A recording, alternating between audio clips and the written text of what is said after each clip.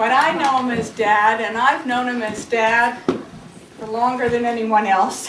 And I wanted to talk a little bit about how I've known him as Dad. Those first few years were kind of a blur. I don't have too many memories of those. But I do remember Dad saying, if I had known that I would be anywhere as near as successful as I am, I would have spent a lot more time with my children, my family. But I want to tell you, Dad, that I have to argue with you, and I know I don't win arguments with you very often, but I do have an argument with you, because my memories of you and of my growing up are of time spent with you. I remember you're always being home for dinner at 6:30. Of course, Mom made sure it was 6:30, but that you were always home, even if you had to go out to a meeting in the evening.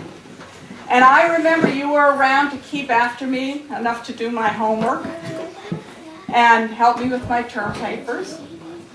And I remember how hard you tried to get the three of us interested in sports.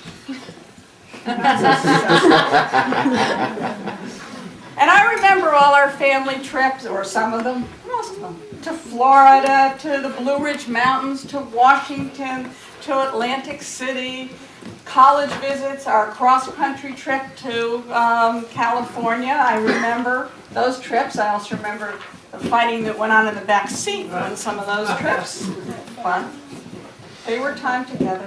I remember Saturdays spent working in the yard with Dad, or helping at his office. I'm not sure how much help I was, but I was there with you, thinking I was doing something useful. And I remember every Sunday after Sunday school having Sunday dinner here, going for a ride in the country, getting an ice cream cone, going to Grandma's, and then we always went out for dinner at the Arrow, usually at the Arrow on Sunday night. Lots of time that was spent with us. And during my adult life, you and Mom were always there for me. If I had a problem or just something that I wanted to talk about, you've always been available. You backed me up and supported me in everything, well, almost everything that I've done. And you've taught me so much. And I'm so pleased now that I'm able to work on the foundation with you. And you saw that montage of all of the different organizations and charities that Dad has given to and been involved in. And I'm glad I'm able to do a little part of that with him. In this week's parashah, we read about the slavery in Egypt. And Rabbi Soloveitchik says that one of the purposes of our enslavement was to instill in us rachmanut, compassion, and to make us forever sensitized to the plight of the downtrodden. How appropriate this is today on your birthday, because you're the epitome of rachmanut, of compassion. Yeah. As Ralph Waldo Emerson wrote, the purpose of life is not to be happy, it's to be useful, to be honorable, to be compassionate, to have it make some difference that you have loved and lived well. And Dad, that's you. Here's to you.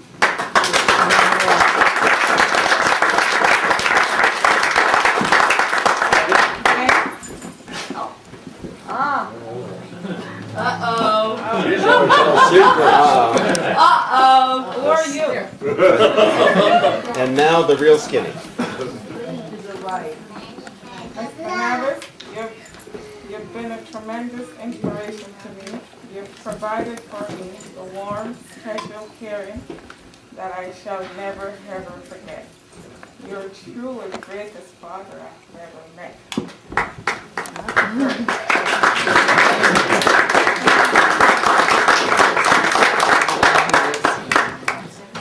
Daniel?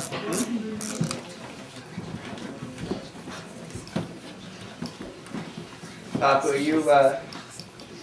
you are truly not just a grandfather, but a teacher and a mentor and a guide and an advisor and a number of things that I think you've taught all of us, everyone in this room, over the years. Compassion, we've heard tonight, and love, tzedakah, love of family and of tradition and of charity is tremendous and continues continues to grow, and for that we are all in a debt of gratitude. But celebrating with you here tonight is wonderful. And Alan said, we'll all be here in 5 years. Yeah, Jewish tradition says, may you live to be 100 and zwanzig yours, so we'll all be here in 25 years to celebrate. And we look forward to that as well. In the intense press coverage of Alan's week that he had this week, there was a comment that apparently he made that was something to the effect of, yeah, you've given $2.5 million, but that's not such a big deal. And all I could think was, I think I know where he learned that.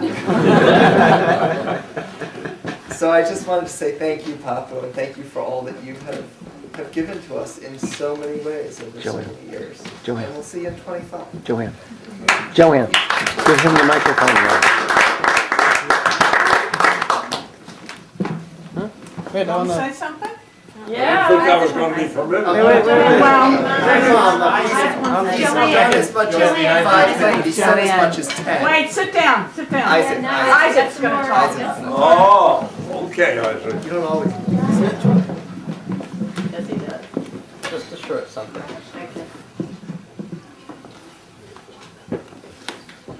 I'm not exactly sure how the lighting scheme for this went, but I think basically the idea was that it started with one candle and one flame, and then from that, all of these lights are now lit.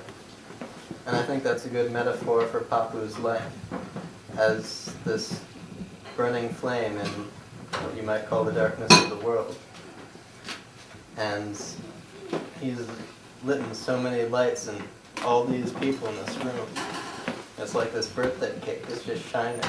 You can feel it right now, all this love, just coming from or going to, I don't know if there's a difference, this amazing grandsire sitting before us.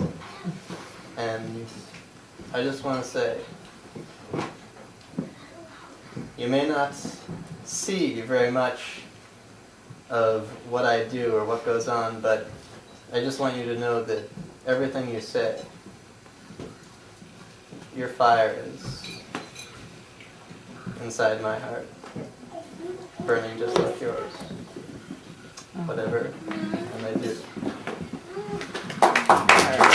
For the week, and I was told that you were going to say a couple things that you wanted to impart to the next generations of the family, what you thought were important. And it didn't surprise me at all to find that the first thing was giving.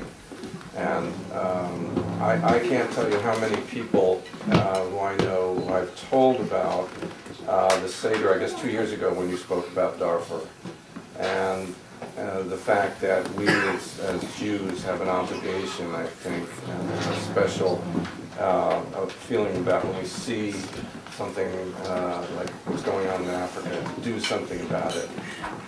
Certainly your contributions to Jewish organizations are legendary, but to go beyond that, I think, is such an important lesson, and I was so glad that and not surprised at all that you led off with that.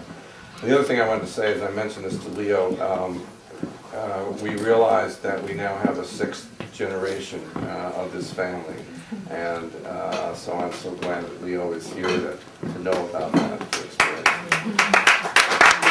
Over the years and taken many pictures, and I found this one before I came, and I made the card because it's typified to me the way my children see Papu, we call Papu.